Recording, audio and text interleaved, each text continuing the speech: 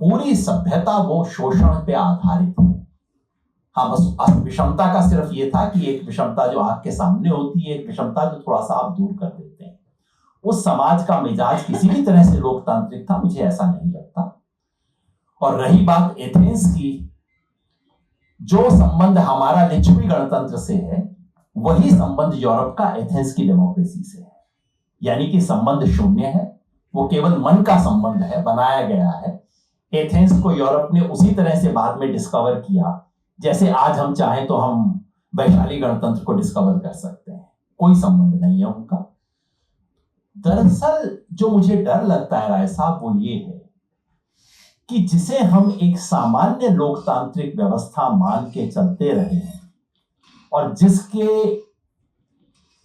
जिसके अपवाद के रूप में आज जो हो रहा है उसे हम देख रहे हैं, कहीं वही तो अपवाद नहीं था मानव सभ्यता के इतिहास में। वो 50-60 साल जिसको हमने एक तरह से टेम्पलेट मान लिया कि दुनिया का टेम्पलेट ये है, और उससे अब कुछ गड़बड़ी हुई है।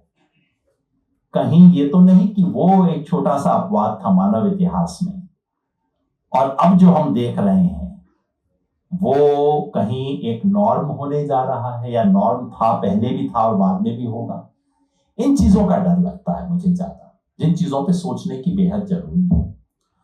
खैर, एक दो बात कह के मैं खत्म करूंगा क्योंकि बाकी साथी भी आएंगे और मेरे अभी अधकचरे विचार हैं, थोड़ा कोशिश करके इनको आगे बढ़ाऊंगा।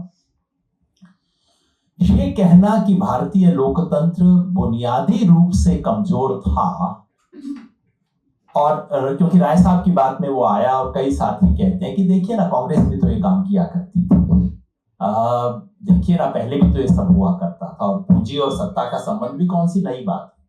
ये सब बात सही है, लेकिन जो आज हो रहा है ये भारत के लिए तो अभूतपूर्व है। और पिछले, देखिए, भारत का इतिहास वो नहीं है कि एक चरमराती हुई लोकतांत्रिक व्यवस्था अंततः ढह गई। ये हमारे इतिहास नहीं है।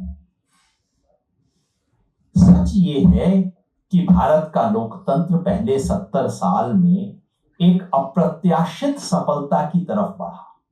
दुनिया में किसी ने नहीं माना था कि हिंदुस्तान में लोकतंत्र हो सकता है। 1950 के दशक में आप देख लीजिए, सब लोग मान के चलते थे 5-10 साल में खत्म हो जाएगा, कुछ नहीं, क्या ये बेवकूफी है, थोड़ी चलती है ऐसे देशों में।